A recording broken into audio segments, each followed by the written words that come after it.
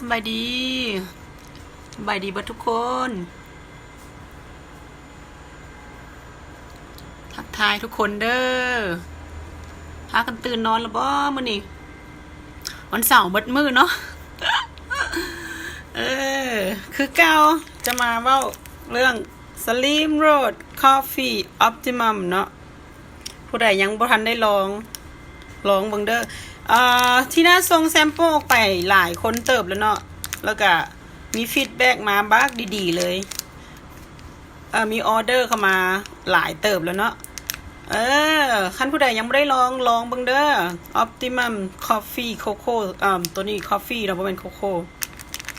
โอเคเพิ่นผู้ใดยังบ่ได้มากินกาแฟมากินน้ำกันเนาะแป๊บนึงเอาจอกก่อนจนตักเอาจอกมาแม่ไอ้จอกลืมเอาจอกเนาะตัวนี้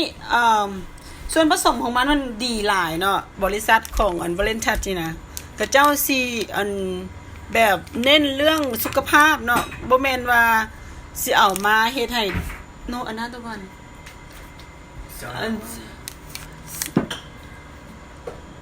มีป่ะ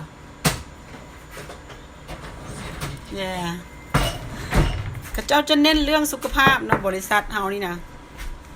บ่เฮ็ดแบบโลโลเลๆเนาะแล้วเขาก็ย่านคือกันเนาะคันเฮ็ดแบบบ่ดีจังซี่ก็ถึกชู้ถึกหยังเนาะบัดนี้เว้าตัวออปติมัมตัวนี้นี่นะ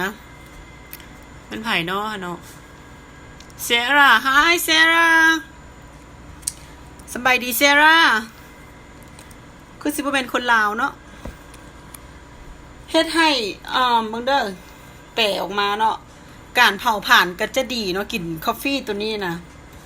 แล้วก็บำรุงสมองแล้วก็โฟกัสอีกเฮ็ดให้อารมณ์เฮาดีอีกแล้วก็มีสารต้านทานอนุมูลอิสระอีกเนาะอันนี้นะ Hello Moni Yan Hi Moni Yan Hi Try the coffee okay Very good coffee and then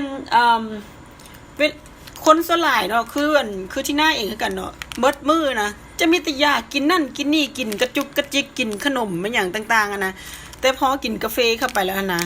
มันจะเฮ็ดให้ความอยากของเฮาหน่อย Hi Sid Paulina Beautiful Sid Paulina Hi from Texas นะPaulina love you จุ๊บเฮ็ดให้ความหิวของเฮาหน่อยลงอีกเนาะ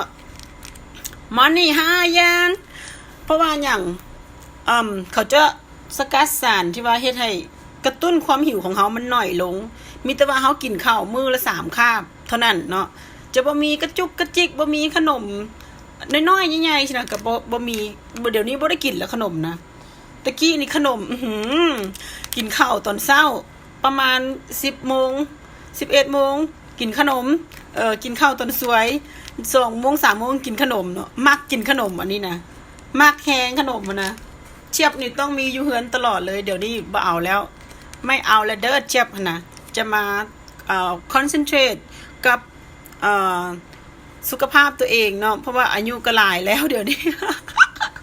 สิเข้าหลัก4แล้วเนาะหายพอแล้ววันนี้จะเว้าเรื่องอย่างอีกคนสลายเนาะเขาจะแบบว่ากังวลในน้ำหนักตัวเองโอเคแล้วfrustrated บ่ฮู้ว่าเสียจังได๋บางคนนี่หน้าท้องมีหน่อยนึงก็แบบว่าเสียจังได๋สิลดได้นะแต่เดี๋ยวนี้ don't worry เลยกินตัวนี้ใส่ประมาณอาทิตย์นึงเรียบร้อยเนาะเบิร์นมันเผาผ่านดีเนาะอันนี้นะโอเควิธีกินก็คือเก่าเนาะที่น่ากินจะครึ่งซองทุกมื้อจะบ่สามารถกินได้แบบเบิดซองนะSay hi comment okay comment me talk to me เนาะกินประมาณครึ่งซองเด้อท่านผู้ใดกินได้เบิดซองก็กินเนาะเบิ่งสิลองกินเบิดซองมึงเนาะ Nick hi Nick Johnson my co-worker ใส่ครีมของมันเนาะครีมของวาเลนทัชนะคันผู้ใดบ่มีครีมของวาเลนทัชก็ใส่นมก็ได้เนาะนมที่ลูกเฮากินนะ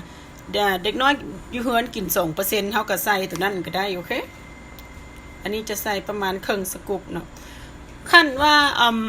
ครีมตัวนี้เห็นนะกับบ่มีน้ำตาลเนาะมันมีแต่ความแบบมันจะซื้อแต่น้ำตาลบ่มี low fat อีกอันนี้นะ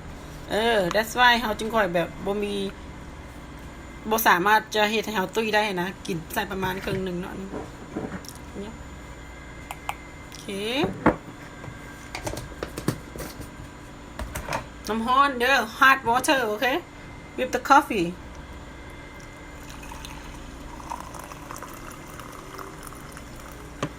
ท่านผู้ใดเบิ่งก็กดไลค์กดแชร์ให้เด้อ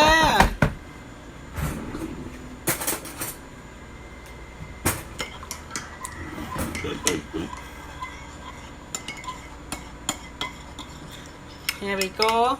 Cheer everyone. Happy Saturday. Okay.